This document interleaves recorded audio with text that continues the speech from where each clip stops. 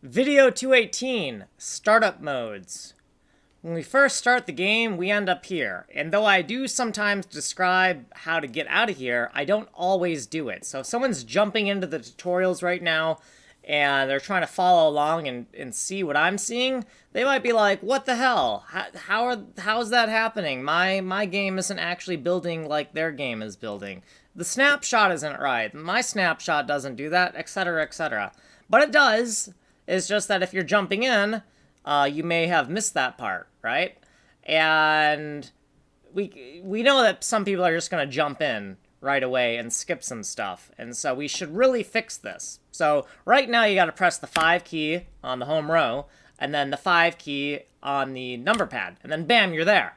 But we should make this show up right when you go to this URL rather than having to go through those steps. And we're going to do that by creating a startup mode.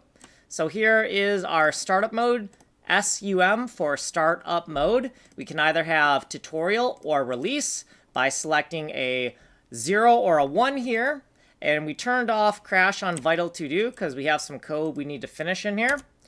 Monkey wrench macros, and inside of the client side front end, the client side, the not Node.js environment, we've added startup mode modifications here. If we are in tutorial mode, we have this code we need to write, and then later we'll get to release mode, but much later in the future. Here's what we did previously. Here are all my thoughts on startup mode, and here is what we did in this video. So you can get the source code here. You can email me here. You have been on this playlist. More description is in this playlist. Like, subscribe, send money in the mail.